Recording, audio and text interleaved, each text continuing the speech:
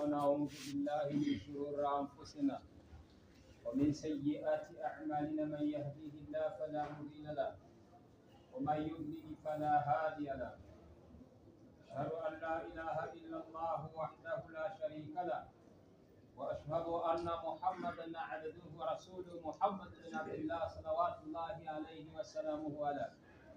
اللهم صل على محمد وعلى آل محمد كما صليت على إبراهيم وعلى آل إبراهيم، وبارك على محمد وعلى آل محمد كما باركت على إبراهيم وعلى آل إبراهيم في العالمين إنك حميد مجيد. ربي اشرح لي صدري ويسر لي أمري واحلل عقدة من لساني يفقهوا قولي. سبحانك لا علم لنا إلا ما علمتنا إنك أنت العليم الحكيم. أيها الإخوة، أوصيكم ونفسي أولا بتقوى الله تعالى وطاعته.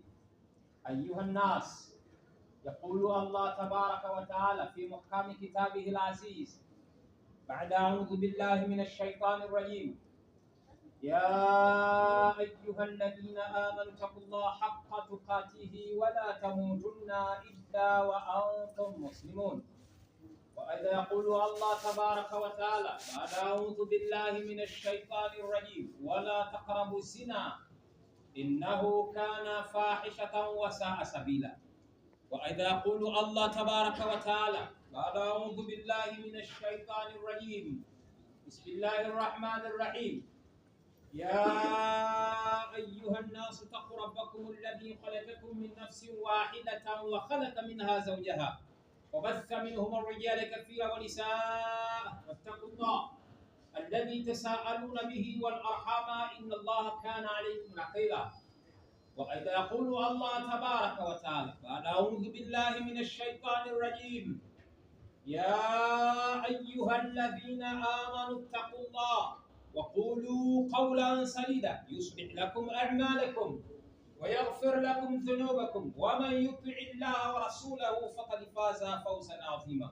اللهم اجعلنا من الفائزين. أما بعد،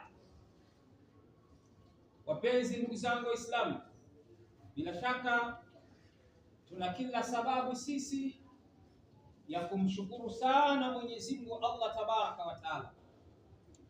Mwenyezi Mungu kwa ihsani yake, mapenzi na taufiki yake ametuteua mimi na wewe tuweze kupata fursa hii ya kushiriki na kutekeleza ibada ya salatul Jumaa. Lakini ni baada ya kumsikia muhitaji akituita kwa kututangazia ukubwa wake Allah, akituita kwa kutangazia umuhimu wa Mustafa Muhammad sallallahu alaihi wasallam. Lakini muhitaji ametuita tuje kwa ajili ya kufaulu. Muhitaji ametuita tuje kwa ajili ya kutekeleza ibada ya sala. Bila shaka kwa nidhamu yetu kwa Allah, kwa utii wetu kwa Allah, kwa mapenzi yetu kwa Mtume Muhammad sallallahu alaihi wasallam, tumeweza kuacha shughuli zetu, tumeweza kuacha kazi zetu, tumeweza kuacha biashara zetu, tumeweza kuacha vikao vyetu kwa ajili ya kuthamini na kuutukuza ukubwa wake Allah Tabaraka wa Taala. Bila shaka tunahitajika sisi tujiondoe kwa watu ambao wana utovu wa nidhamu, wana utovu wa shukrani, kwa kumrejeshea shukrani Allah Tabaraka wa Taala. Tuseme sote alhamdulillahi rabbil alamin. Wapenzi wa Islam, alhamdulillahi rabbil alamin ni sehemu katika shukrani, bali ukamilifu wa shukrani ni sisi kujihimiza kwa ajili ya kutekeleza awamiri zote za Allah Tabaraka wa Taala, lakini pia kwa upande mwingine kwa sisi kukatazika kutokana na makatazo yake yote Allah Tabaraka wa Taala aliyotukataza. Tukiyafanya hayo, maana yake sisi tutakuwa ni waja bora wenye shukrani mbele ya Allah Tabaraka wa Taala. Mwenyezi Mungu atujalie tuwe waja wenye shukrani kwa Allah Tabaraka wa Taala. Wapenzi ndugu zangu Waislamu, kama tunavyojua tupo katika mwezi wa Mustafa Muhammad sallallahu alaihi wasallam, mwezi wa Rabiul Awwal, mwezi wa mfunguo sita. Bila shaka tangia mwezi huu kuingia kwake, ima mmeweza kupata maelekezo mengi ya Uislamu kwa ajili ya Mtume Muhammad sallallahu alaihi wasallam, lakini pia wengine mmepata fursa ya kuhudhuria mihadhara mbalimbali ambayo inamtaja Mtume Muhammad sallallahu alaihi wasallam. Sasa swali la kujiuliza, bali Mtume Muhammad sallallahu alaihi wasallam kwa mujibu wa Allah kwetu ni nani? Na ndio hii itakuwa maksadi na maudhui ya hutuba yetu. Kwa bahati mbaya sana, umma mkubwa umebaki kwenye eneo moja kwa ajili ya Mtume Muhammad sallallahu alaihi wasallam. Sisemi makosa, lakini tumejipunja kwa kubaki kwenye eneo hilo, na kuna makundi ya watu wamejinasibisha, wamejiita majina kwa ajili ya Mtume Muhammad. Yapo makundi yanajiita ahbabu Rasulullah, ni wapenzi wa Mtume Muhammad sallallahu alaihi wasallam. Huyo unayempenda unamjua? Huyo unayempenda kiasi kwamba unajiita ahbabu Rasulullah unamuiga? Kwa bahati mbaya, kuna watu wengine wamejivika kwamba wao ni vijukuu vya Mtume Muhammad sallallahu alaihi wasallam, eti kwa sababu amepata bahati. Na wakati mwingine ni bahati mbaya, kwa sababu vijana akimbutua muhindi ameshinda, amepiga kule, amebeti ameshinda, akampiga muhindi, anajisifia yeye ni kijukuu cha Mtume. Inna lillahi wa inna ilaihi rajiun. Wewe mjukuu wa Mtume unacheza kamari? Mtume ule ni mtume gani? Wewe mjukuu wake ukajivisha sifa ya kuwa wewe ni kijukuu cha Mtume eti kwa sababu umeshinda kwenye kamari. Sasa hutuba yetu ya leo tutamsikiliza Allah tabaraka wa taala, yeye anatuelekeza Muhammad kwetu ni nani. Then baada ya hapo, kila mmoja, mimi na nyinyi, kila mmoja ajiangalie kwenye nafsi yake hayo aliyoyaelekeza Allah tabaraka wa taala. Unalo hata moja, ili ikawe wewe ni ahbabu Rasulullah. Mwenyezi Mungu Subhanahu wa Ta'ala kwenye sura ya 4, Suratul Nisa, aya namba 59, Mwenyezi Mungu Subhanahu wa Ta'ala anatuambia baada a'udhu billahi minash shaitani rajim, ya ayyuhalladhina amanu. Kwanza kundi alilolichagua Mwenyezi Mungu ni wale ambao wanayo chembe alau ya imani. Wana imani juu ya Allah, wanamwamini Allah, wana imani juu ya vitabu vya Allah, wana imani juu ya malaika wa Allah, wana imani juu ya mitume ya Allah, wana imani kwa ajili ya siku ya mwisho, wana imani kwenye mipango ya Allah juu ya kheri zake na shari zake. Ukiwa una chembe ya imani hiyo, ndiyo Mwenyezi Mungu Subhanahu wa Ta'ala anaowaita kwanza. Na hiyo ni kawaida ya Mwenyezi Mungu Subhanahu wa Ta'ala. Kuna mambo anayaita makundi. Wakati mwingine Mwenyezi Mungu anazungumza na makafiri, ya ayyuhalladhina kafaru la ta'tadhiru al-yawma innama tujzauna ma kuntum ta'malun. Wakati mwingine Mwenyezi Mungu anazungumza na makafiri kwa staili. Wakati mwingine Mwenyezi Mungu anazungumza na mitume peke yake, ya ayyuhan nabiyyu lima tuharrima ma ahalla Allahu lak tabtaghi mardata azwajik. Lakini wakati mwingine Mwenyezi Mungu Subhanahu wa Ta'ala anazungumza na watu wote, ya ayyuhan nas ubudu rabbakum, enyi watu muabudieni Mola wenu.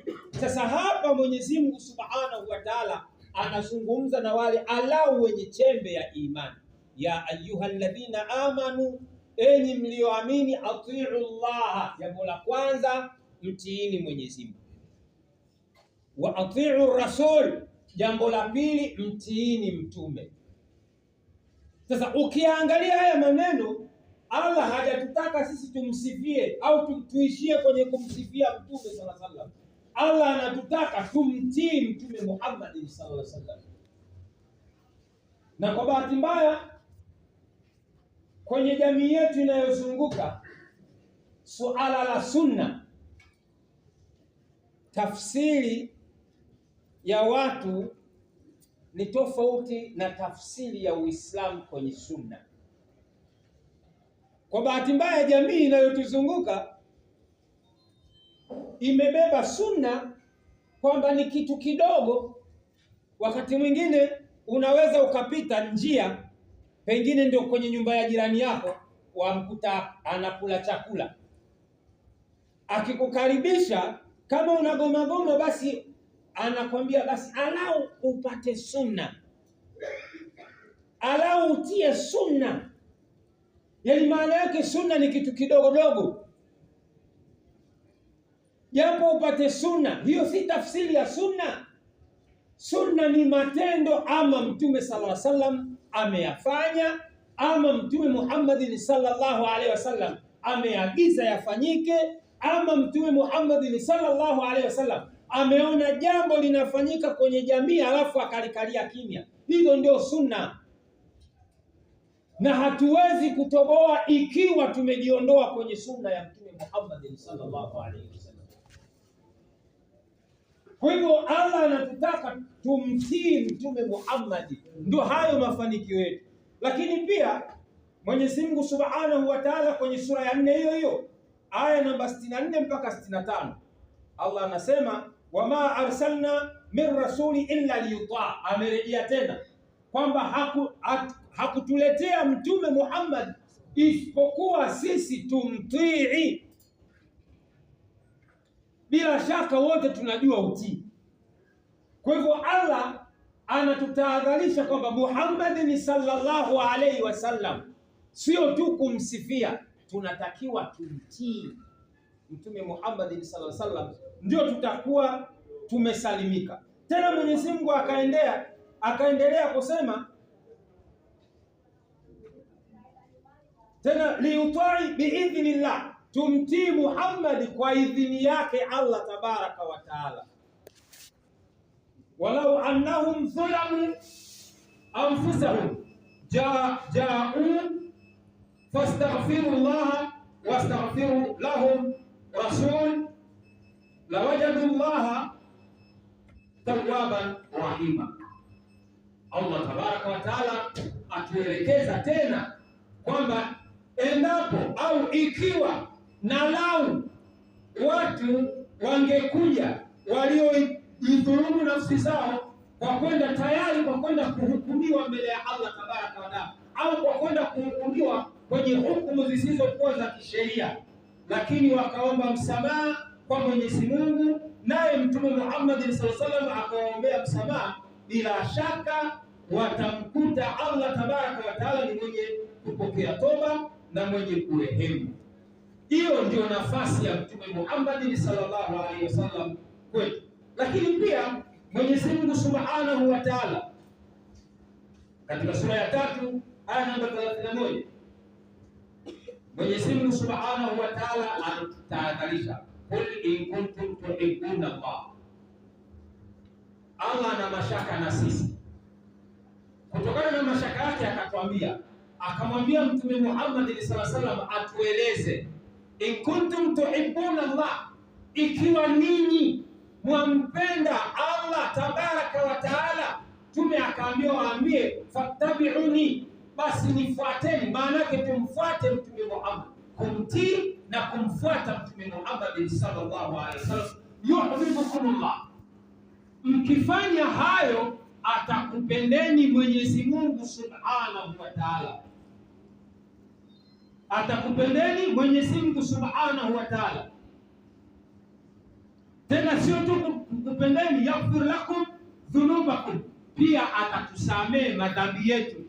Wallahu ghafurur rahim, Mwenyezi Mungu Subhanahu wa Ta'ala ni mpole na mwenye huruma. Hiyo ndio nafasi ya Mtume Muhammad sallallahu alaihi wasallam kwetu. Lakini kwa kumalizia, katika sura ya 33 sura Al-Ahzab aya namba 21, Allah tabaraka wa taala anatupa tahadhari nyingine, akasema laqad kana lakum fi rasulillahi uswatun hasana. Hakuwa Muhammad sallallahu alaihi wasallam kwenu bali ni kiigizo chema. Na hapa kuna vichekesho vingi.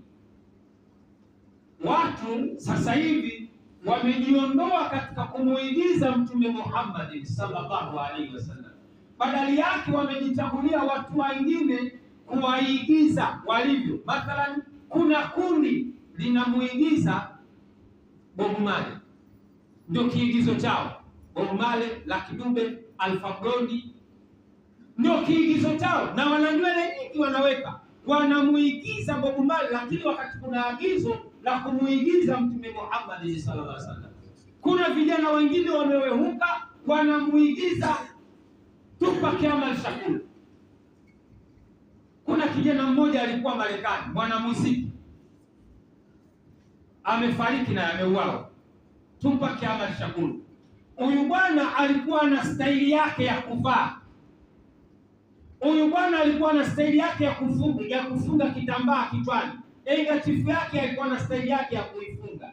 Alafu kuvaa kwake alikuwa na staili yake ya kuvaa, kwamba alikuwa anapenda kuweka kifua wazi au anavaa singleti. Alafu hizi nguo zake huku amezipanga kwa ngazi.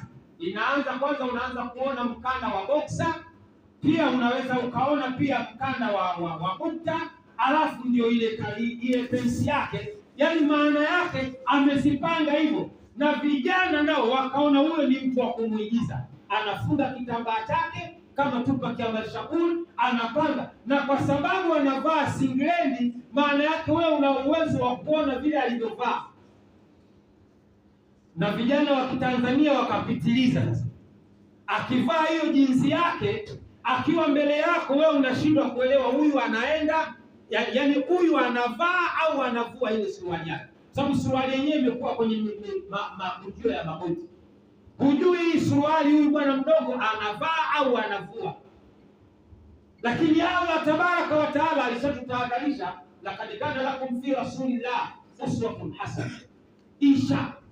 Mmependekezewa nyinyi kumuiga Mtume Muhammad sallallahu alaihi wasallam. Leo bila shaka sitakuwa mbaya kwa kuyasema haya pia. Hata Ijumaa yetu mtu akitoka hajulikani ametoka msikitini au ametoka kwenye rumba, mavazi aliyovaa hayamtambulishi ile kuonekana kwamba huyu ni Muislamu.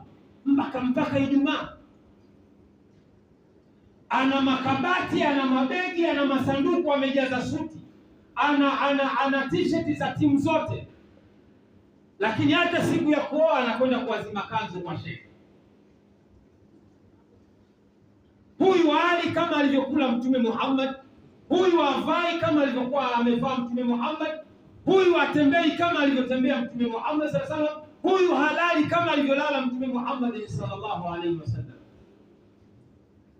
Wapenzi wa Islam, tukitaka nusra, hatuna nusra nje ya kumtii Mtume Muhammad sallallahu alaihi wasallam. Na kwa sababu Mwenyezi Mungu Subhanahu wa Ta'ala yeye mwenyewe alishasema, wa innaka la'ala khuluqin adhim. Ukitaka tabia njema, basi Allah alishasema kwa hakika ya Muhammad, wewe Mwenyezi Mungu ndiye amemuumba Muhammad, lakini yeye ndio mwenyewe anasema wewe uko juu ya tabia nzuri. Yaani kile kiwango cha tabia nzuri Muhammad amekivuka. Lakini jamii sasa hivi inaonekana tu kwamba wakimsifia au tukimsifia Mtume Muhammad ndio imeisha. Na kuna wazee wa tarika hao huwaambii kitu kwenye tarika, wanadhikiri mpaka wanakuwa wenda wazimu, na akitoka hapo yeye ndio anaona janna ile Firdausi ameingia, hana swala. Kile kipindi cha swala ya fajiri wao ndio wanaopiga usingizi.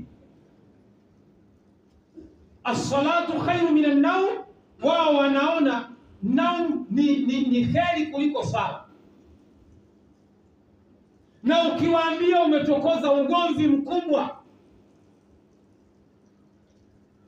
tunamweka wapi Mtume Muhammad sallallahu alaihi wasallam? Amekuja kwetu kufanyiwa istihza au Allah amemleta kwetu akiwa na malengo?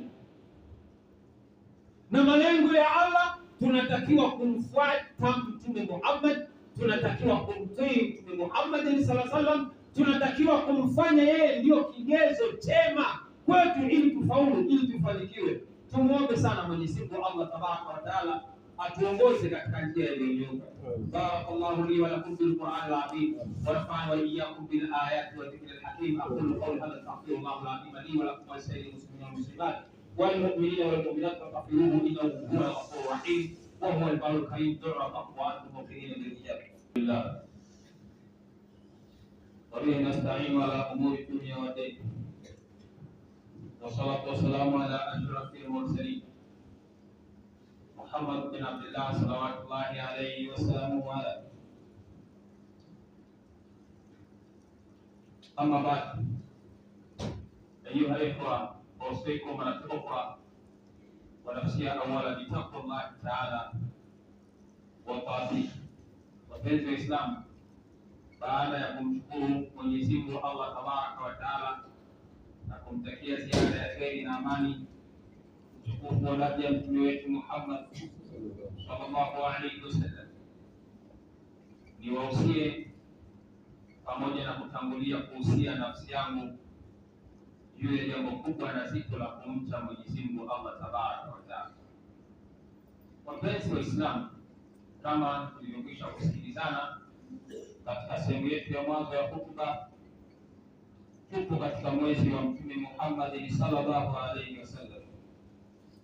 Watu wa sira wanasema ulida sallallahu alaihi wasallam bi Makkah yawm al-ithnain 12 min Rabi' al-awwal 'am al-fil, wa summiya 'am wiladatihi 'am al-fil lianna malik al-Habash arsala jaysha ila Makkah lihadmi al-Ka'ba wa kana fihi filun 'azim. Lakini pia ukirejea sura ya 105 suratul Fil, unapata hii habari kwamba Mtume Muhammad sallallahu alaihi wasallam amezaliwa pale mjini Maka siku ya Jumatatu, na hili halina mushkili, siku ya Jumatatu, kwa sababu siku moja alikuwa ameulizwa Rasulullah sallallahu alaihi wasallam na masahaba wake, kwa nini tunafunga Jumatatu? Kwa nini tunafunga Alhamisi? Iweje tunafunga Ashura? Iweje tunafunga yale masiku 10 ya Dhulhijja? Baada ya Mtume sallallahu alaihi wasallam kujibu maswali yote kwenye hili swala la kuzaliwa kwake, akasema tunafunga Jumatatu kwa ajili ya kuadhimisha ile siku mimi nilizaliwa.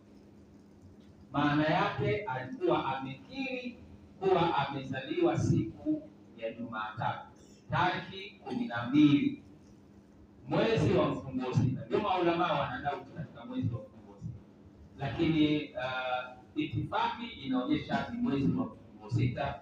Mwaka ilikuwa ni mwaka wa Tembo, amul fil, mwaka wa Tembo.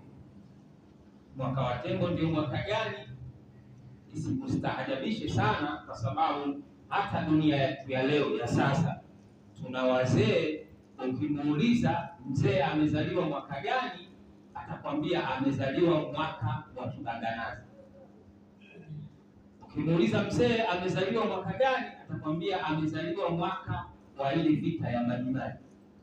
Anakulazimisha urudi kwenye history uweze kuona Kibanganazi ilikuwa mwaka gani, uweze kuona vita ya Majimaji ilikuwa mwaka gani. Kwenda kwenye history, vita ya Majimaji 1905 mpaka 1907. Kwa hiyo hicho chuma utajua kwamba hiki kimezaliwa 1905, na ndio maana hii imekuja kwamba amul fil, kulikuwa kuna tukio kubwa la tembo, ndio mwaka huo Mtume Muhammad sallallahu alaihi wasallam. Lakini ukija kwenye watu wa history, mwaka huo ulikuwa ni mwaka 570, ndio Mtume Muhammad sallallahu alaihi wasallam anakuja ulimwenguni, na anasema wasumia amma wiladatihi amma alfil. Sababu iliyopelekea kuitwa mwaka wa kuzaliwa kwake Mtume sallallahu alaihi wasallam ni mwaka wa tembo, li anna malik al-Habash, ni kwa sababu ya mfalme wa Habeshi arsala jaysha ila Makkah, alituma jeshi kwenda Maka, lengo na maksadi lihadhimi al-Kaaba, kwa ajili ya kwenda kubomoa kuvunja Kaaba, lakini wakana fihi filun adhim, kwenye lile jeshi kulikuwa na tembo mkubwa. Ibn Abbas radhiallahu anhu, yeye kwenye kitabu chake Tanwirul Maqbas akasema huyu tembo mwenyewe alikuwa anaitwa Mahmud. Wakati bwana Abraha na jeshi lake amekuja amepaki umbali, wanasema distance kama kilomita 5 kutoka walipopaki kwenda kwenye Kaaba, wakaweka kambi. Mzee Abdul Muttalib, babu mzaa baba wa Mtume Muhammad sallallahu alaihi wasallam, akatoka na mtu mmoja kwenda kwa Abraha kwa ajili ya kuzungumza naye. Walipofika wakaomba nafasi ya kukutana na mfalme. Yule mheshimiwa akasema, Abdul Muttalib, nini kimekuleta? Akasema, bwana, mimi nimekuja kwa ajili ya kukwambia na kukuomba mifugo ya wananchi wangu, tunaomba uturudishie. Wakati huo wameshateka mifugo pale mjini, wameshachukua ngamia, wameshachukua mbuzi na kila kitu. Mzee Abdul Muttalib ndio anakwenda kuomba. Abraha akacheka sana, lakini pia akabeza sana. Kaambia, mzee, umekuja, mimi nikajua unakuja ndio tunapanga vita, tunaingia ulingoni lini, kumbe unakuja kuomba mbuzi zako. Hii ni akili gani? Akaagiza wapeni mifugo yao. Hawana adabu, hawana akili.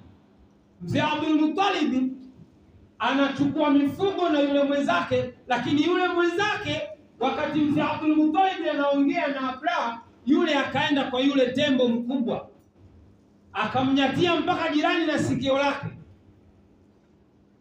akamwambia, mheshimiwa, huyu bwana Abraha anataka kukuponza, anataka kukuchunganisha na Mwenyezi Mungu aliyekuumba. Ukienda kuvunja Kaaba, hiyo ujue ni nyumba ya Mungu, ukienda kuvunja, elewa wazi vita yake kwako wewe huiwezi. Ninakushauri kwa nia njema, ninakushauri usiende. Na ndio sababu wanasema kwamba Abraha alipoamua kwamba ndio sasa hivi anamwamsha tembo aende kwenda kuvunja, wakati mwingine anaitwa ndovu, sababu kuna maeneo mengine ukisema tembo umetukana, basi tutumie hivyo ndovu. Yule ndovu akasikia Abraha anamwamsha ndovu, akimwelekeza kwenda Kaaba anagoma, akimwelekeza kurudi Habeshi anakubali. Mzee Abdul Muttalib alipotoka, ujumbe ulipofikishwa, akachunga mbuzi zake, akarudi kwa wananchi wake, akawaambia, akatoa tangazo, mabwana, kila mwenye mfugo wake achukue aondoke nje ya hapa, kwa sababu huyo mudi anayekuja adabu yake sio nzuri, atafanya uharibifu mkubwa. Wale wananchi wakakubali, wakachukua mifugo yao, wakatawanyika. Mzee Abdul Muttalib akawa wa mwisho, akaenda Kaaba, kwenye pazia mlango wa Kaaba akasimama, akashika ile pazia ya Kaaba, akamwambia Mwenyezi Mungu, Mwenyezi Mungu, unajua Abraha, sio unajua, unamuona Abraha yuko hapa anakuja kuvunja hii Kaaba yako. Ukiruhusu avunje Kaaba yako, hutatajwa tena duniani. Na sisi unajua kabisa sisi hatuna uwezo wa kupambana na Abraha. Kwa hivyo Mwenyezi Mungu nakuachia nyumba yako, ukitaka utailinda, ukutaka utamruhusu Abraha aje kuvunja. Mimi mnaondoka. Mzee Abdul Muttalib naye akaswaga mifugo yake akaondoka. Maneno haya ya Mzee Abdul Muttalib yakawa shida sana. Mwenyezi Mungu Subhanahu wa Ta'ala akamwambia, basi kisemo cha Waswahili wetu akamwambia, umemwambia mtu. Allah Tabaraka wa Taala ndio akatuma wale ndege. Sababu utatutahama kwenye sira, kurudi kwenye suratul Fil. Alam tara kaifa fa'ala rabbuka bi ashabil fil alam yaj'al kaidahum fi tadlil wa arsala alayhim tayran ababil tarmihim bihijaratin min sijil faj'alahum ka'asfin ma'kul. Allah ndio akatuma hao ndege na vijiwe kutoka Jahannam, akikulenga shabaha hakosi. Watu wa tarikhi wanatuambia kwamba Abraha alipunyuliwa akaenda kufia kwao. Yaani ukipigwa maana yake unatoka vitobo. ambaye punyuliwa akaenda kwao akafilia kwa mbali kule. Huyo ndio Mtume Muhammad. Allah tabaraka wa taala anakuja kumkumbusha hayo kwenye hiyo Suratul Fil mwaka wa 5. Mtume Muhammad sallallahu alaihi wasallam ana umri wa miaka 45, miaka mitano tangia amepewa utume. Ndio Suratul Fil inashuka, Allah anamkumbusha, alam tara kaifa faala rabbuka biashabil fil, kuona namna Mola wako alivyowafanya watu wa tembo.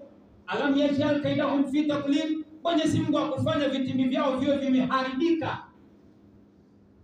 Allah anamkumbusha Mtume Muhammad sallallahu alaihi wasallam tukio ambalo limetokea wakati wa kuzaliwa miaka 45 ago, miaka 45 iliyopita. Kwa hiyo ndugu zangu Waislamu, hotuba yetu tunamzungumzia Mtume Muhammad sallallahu alaihi. Kwetu ni nani?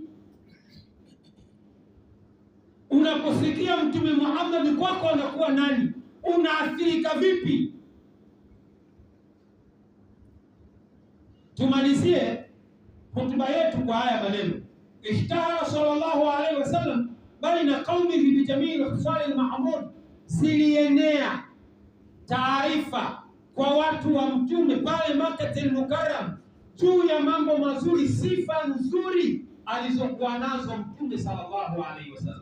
Sasa ndio nataka tumalize hotuba, tufanye kila mtu ajifanyie research kwenye nafsi yake, sifa za Mtume Muhammad sallallahu alaihi wasallam alizokuwa nazo. Alipambika kwa sifa Mtume Muhammad sallallahu alaihi wasallam. Hapo huyu mtaalamu amezinukuu sifa 5 au 4. Ya kwanza, kasidik. Mabwana, Rasulullah sallallahu alaihi wasallam alikuwa mkweli. Wewe ahbabu Rasulullah, unayejiita ahbabu Rasulullah, wewe unayejiita kijukuu cha Mtume, wewe mkweli kwenye shughuli zako, kwenye kazi zako, kwenye mamlaka yako, kwenye biashara zako, wewe mkweli? Uwahushi watu kwenye biashara zako, kwenye mamlaka yako, mjumbe wa serikali ya mtaa, mwenyekiti wa serikali ya mtaa, sijui afisa mtendaji wa kata, sijui na makorokoro gani, diwani, sijui nani, mkuu wa wilaya, wewe uwahushi watu. Mtume Muhammad sallallahu alaihi wasallam kasidiki, sifa ya ukweli kwanza kabisa. Mtume Muhammad alikuwa mkweli, na hata wale Makuraishi wakampa jina as-sadiqul amin, mkweli mwaminifu. Usiishie tu kusema ahbabu Rasulullah, wewe mpenzi wa Mtume, muongo, mnafiki. Kijiweni kwako unazungumza mpaka watu wanasema asipokuja fulani kijiwe kimepoa sana. Na hapo ndio kuna urongo mwingi sana umekusanya. Alafu unajiita wewe ahbabu Rasulullah.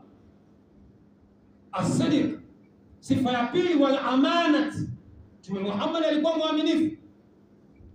Wewe vipi?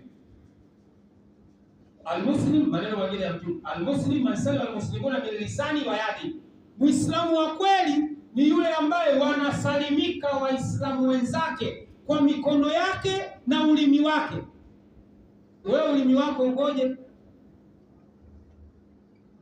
Ili usafiri kwenye safina ya Mtume, ulimi wako ukoje? Kila siku na watia ndimu wenzako. Tena ndio huyo mtu anasifika mtaani, bwana, ukiingia kwenye mdomo wake utoke. Yaani yeye hodari kwa utapeli, hodari kwa kuwatia ndimu wenzake.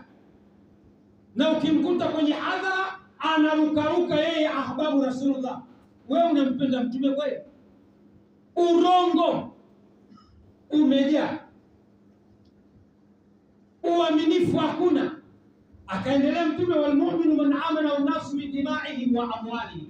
Na muumini wa kweli, usidanganyike, muumini wa kweli ni yule ambaye watu wanamwamini. Wewe na mimi tuliokuwa hapa msikitini, watu wanakuamini kwenye mali zao, uaminifu upo. Mbona unauza viwanja vya watu mara 2? Uaminifu nao. Watu wanakuamini mali zao, watu wanakuamini damu zao. Mbona mchawi unawaroga watu? Tena wengine wachawi wengine hawana adabu wala akili, wanamloga mtu eti asipende kuswali, asiende msikitini. wanakutia maradhi, yaani uweze kuona kizunguzungu, tuoni vizuri. Huyo naye akitilia kanzu yake kwenye vikili utamtaka, anaruka kanzu inaloa jasho mpaka anatengeneza shimo, lakini ametoka kuwatawia watu, ametoka kuwakwangia watu. Uaminifu haupo. Sifa hizo mbili za Mtume Muhammad, ukweli na uaminifu. Lakini sifa nyingine akasema wal hayau, haya, aibu. Na leo tuna vijana maskini ya Mungu, akitaka kwenda kumtukana mzazi wake, basi anakwenda kufuta bangi au anakwenda kunywa pombe ili akakate mzizi wa noma, akaua mzizi wa noma, yani akose aibu kwenda kumtukana mzazi wake. Na mzazi amepata tabu kumsimamia mpaka madrasa amempeleka, lakini mtoto mwenyewe kawa mweu.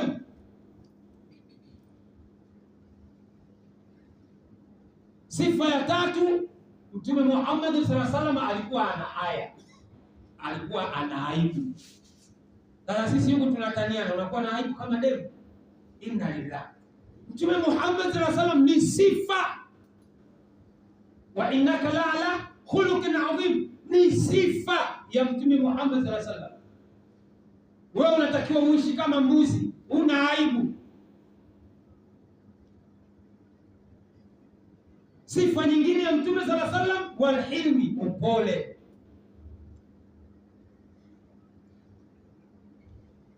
Ukweli, uaminifu, haya, aibu, upole. Hatutatoboa kama hatutajivisha sifa hizi za Mtume Muhammad sallallahu alaihi wasallam. Lakini nyingine, sifa yake wa tawadhu, alikuwa na unyenyekevu, maskini ya Mungu. Haijalishi kwa mdogo wala kwa mkubwa, yeye ni mnyenyekevu. Wanaume wa sasa hawako na unyenyekevu kwa watoto wao, wala huruma kwa watoto wao. Hakwambia baba, unakuwaje mjinga, sio laini, unarudi nyumbani hata mtoto wako tena anakuchekelea wewe mwanaume kweli. Inna lillahi wa inna ilaihi rajiun. Maana yake ndio huyo, watoto wake wakisikia baba anasafiri wanaruka kaundongo, wanashangilia, wana amani. Wakisikia oni suri ya bodaboda, ya bajaji, kengele ya baiskeli, oni ya gari, baba anarudi, kila mmoja anatafuta utotoro wa kujifikia, kwa sababu mwamba anaingia, hakuna vituko. Mtume Muhammad sallallahu alaihi wasallam hakuwa hivyo. Mtume Muhammad alikuwa anapenda watoto wake, lakini pia alikuwa anapenda watoto kwa ujumla wake, na alikuwa akikutana nao anawakumbatia, anawabusu. Sisi leo tumejiondoa kabisa kwenye hiyo sifa ya Mtume Muhammad, na tunatarajia eti siku ya Kiyama Mtume Muhammad sallallahu alaihi wasallam atakuwa shafiu. Katika hiyo shafiu al-umma we haumo, kwa sababu Rasulullah sallallahu alaihi wasallam pia ana vigezo vyake. Hao watu wa kuwepo katika hiyo kundi ya kupata shifaa ya mtume mbele ya Allah. Kumbuka, la yatakallamuna illa man adna lahu rahman wa qala salam. Mimi na wewe tujisachi hapa, kwa mfano ndo Kuba, ndo malakul mauti, unatoka hapo unakutana naye hapo, anakwambia mheshimiwa, hapa ndo nimekuja tumalizane. Wewe unafikiria unakwenda peponi au unakwenda motoni? Haijalishi umeswali kwenye hiyo swala ya Ijumaa. Na walio wengi hiyo Ijumaa yenyewe wahesabiki kama wameswali, amhesabiki. Kwa nini? Kwa sababu Mtume sallallahu alaihi wasallam anatuambia mwenye kujihimu akaingia msikitini kwa ajili ya swala ya Ijumaa saa ya kwanza, huyo ametoa sadaka ya ngamia. Saa ya pili, huyo ametoa sadaka ya ng'ombe. Saa ya tatu, huyo ametoa sadaka ya mbuzi. Saa ya nne, huyo ametoa sadaka ya kuku. Saa ya tano, huyo ametoa sadaka la yai. Sasa atakayekuja msikitini kwa ajili ya swala ya Ijumaa na akamkuta khatibu yuko kwenye mimbar anahutubu, msiba mkubwa kwake, msiba mkubwa kwake, kwa sababu ikifika saa 6 malaika kwanza, saa ya kwanza malaika mmoja anakaa mlango ule. Huu msikiti una milango mitatu hapa, mlango huo anakaa malaika, mlango ule anakaa malaika, na mlango ule kule anakaa malaika, au kwa ajili ya kukusanya mahudhurio. Atakayekuwa amekuja saa ya kwanza, jina lake litakuwa kwenye daftari, amehudhuria swala ya Ijumaa. Saa ya pili umbo, saa ya tatu umbo, saa ya 4 umbo, saa ya 5 umbo, saa ya 6 malaika wanafunga madaftari yao ya mahudhurio, wanakuja kukaa pamoja nanyi kwa ajili ya kumsubiri khatibu kwenye mimbar. Sasa wewe umekuja, umeingia, umemkuta khatibu tayari anakutubu, anakuandikia nani kwenye daftari kwamba umehudhuria swala ya Ijumaa? Nani anakuandikia? Basi kama unielewi, umeenda umealikwa semina, mnaambiwa kabla ya kuingia kwenye chumba cha semina mjaze jina na namba ya simu, sababu miamala mingine inafanyika kwenye simu. Wewe kuandika jina kwa sababu yote, kuandika jina lako kwenye daftari la mahudhurio, ule wakati wa kugawa posho wewe utapata posho yako, haupati kwa sababu jina lako halipo kwenye mahudhurio. Waislamu tubadilike, tunahitajika kuwahi kuingia misikitini, hasa kwa ajili ya swala ya Ijumaa. Na Mtume Muhammad sallallahu alaihi wasallam anatuambia hayupo katika Uislamu mwanaume ambaye amepitwa na swala za Ijumaa 3 bila ya udhuru wa kisheria, huyo sio Muislamu. Sasa ushaingia saa 6:30, khatibu yuko kwenye mimbari, Ijumaa ngapi? Muislamu, rudisha Uislamu wako, renew Uislamu wako. Ni kama vile hapo tuko msikitini, kuna wengine wameshahukumiwa na Allah tabaraka wa taala wauawe. Kwa wakati mwingine imamu hapa anaswalisha maiti wenye hukumu za kuuawa. Tumuombe Mwenyezi Mungu Subhanahu wa Ta'ala atutie dini ya sawa sawa. Mwenyezi Mungu Subhanahu wa Ta'ala, kwa kumalizia aya ya mwisho, anatuambia kwenye sura ya 4 aya namba 65, fala wa rabbika la yu'minu hatta yuhakkimuka fima shajara bainahum. Hiki ni kitu kingine, ndugu zangu Waislamu. Allah tabaraka wa taala anatuambia sio muumini wa kweli mpaka mumfanye Mtume Muhammad sallallahu alaihi wasallam ni hakimu wa mambo yenu. Inaendelea, anasema na wala msipate uzito kwenye nafsi zenu kwenye hukumu hiyo ya Mtume Muhammad sallallahu alaihi wasallam. Sasa Waislamu hapo tukiulizana, tumemfanya Mtume Muhammad hakimu wa maisha yetu? Kama ndio, mbona tunapeleka kesi za mirathi mahakamani? Mahakamani unaenda kufanya nini? Ikiwa yuko Mtume Muhammad sallallahu alaihi wasallam na Allah anasema fala wa rabbika la yu'minu, Allah anaapa haawi muumini wa kweli mmoja wenu hata yuhakimuka fima shajara bainahum, mpaka mumfanye Mtume Muhammad ni hakimu wa mambo yenu, na msipate ugumu mzito kwenye atakachokihukumu Mtume Muhammad sallallahu alaihi wasallam. Mbona hatuswali kablia baadia na Mtume ameshatuhukumia hilo? Mbona tunapeleka kesi zetu za talaka mahakamani? Mbona tunapeleka tena, afadhali hata hiyo talaka kuliko mirathi? Mirathi Allah aliyeumba na anayefisha ameshapanga kila kitu, akifa yeyote na mgao amefanya mwenyewe Mwenyezi Mungu Subhanahu wa Ta'ala. Lakini jamii zetu hapa ndio tayari wamejaa mahakamani. Waislamu anakwenda kule, anakutana na hakimu, anawauliza hivi, mirathi yenu mnataka igaiwe Maana tuna migao ya aina tatu. Tuna mgao wa kidini, tuna mgao wa kimila, tuna mgao wa kiserikali. Tena kwenye hiyo familia mkiwa mna madada ndo balaa. Hao ndio hawataki kusikia.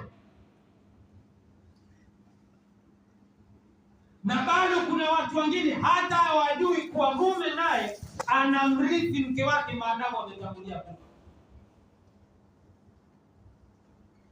Hatutoboi ikiwa hatujamkumbatia Mtume Muhammad sallallahu alaihi wasallam. Hatutoboi ikiwa hatujamfanya Mtume Muhammad kuwa hakimu wetu. Hatutoboi ikiwa hatujamfanya Mtume Muhammad sallallahu alaihi wasallam kuwa ni kigezo chetu. Ili tutoboe, tunatakiwa tuyafanye haya. Tumfuate Mtume. Alikulaje? Vipengele ni vingi. Mtume Muhammad alikulaje? Alikula kwa mkono wake wa kulia, tena akaligawanya tumbo sehemu tatu, na baadaye akatusindikizia na maelekezo, idha akala ahadukum falyakul biyaminihi wa idha shuriba falyashrubuhu biyaminihi fa inna ash-shaytan yaakulu bishimalihi wa yashrubu bishimalihi. Mabwana anapotaka kula, mmoja wenu ale kwa kutumia mkono wake wa kulia, na akitaka kunywa kinywaji chochote, maji, juisi, soda, sina makorokoro gani, sio pombe. Pombe haipo. Anywe kwa mkono wake wa kulia. Kwa nini? Kwa hakika shaitani anakula kwa mkono wake wa kushoto na anakunywa kwa mkono wake wa kushoto. Lakini pia baada ya kufanya bismillah mwanzo wa chakula chake. Mabwana, tunakulaje? Na hasa mafundi wa jezi, si mafundi wembe, si na nini na makorokoro gani, mnakulaje? Ndio umekuja kwa mamalishe, umeagiza maharage, maandazi na chai. Kijiko unabebea maharage, kikombe cha chai unabebea mkono wa kushoto, unashiriki hicho chakula na shetani. Na ndio kwenye majumba yetu ngo hivyo. Hata dua ya kuwekea chakula sijui mezani, sijui kwenye mkeka haisomi. Na kwa sababu kipato chako ni cha chini, pengine wali unaliwa mwezi mara moja. Siku umepika uboga kwenye nyumba, watoto hawajali, umewapanga hawajali, bismillah, wanavamia mpunga. Mwisho wa siku wanakuwa na shifa. Umepika kilo 5 una watoto 6, wamemaliza na hawajashiba. Kwa sababu wanakula na sheitani. Na ndio pia kwenye ijimai vile vile. Kwenye ijimai unafanyaje? Mbona Mtume ametuelekeza? Umeoma kusawasawa vizuri, umeoma, umefanya woma kusawasawa, lakini ukasahau dua, ukakurupuka kuanza zoezi. Mwenyezi Mungu akakuruzuku mtoto, ule mtoto asikii mpaka anakwenda kaburini akizaliwa, kwa sababu umeshirikiana na sheitani kwenye hilo. Tukimweka Mtume Muhammad sallallahu alaihi wasallam pembeni, hatukuboi bwana. Ndio tunazalisha hawa watoto wehu, hawasikii, hawajali lolote. Matokeo yani yamekuwa mabaya mno kwenye jamii inayotuzunguka hii. Na mwisho wa siku, ikiwa mtoto wako alifai, tunamkabidhi mzee siku hizi.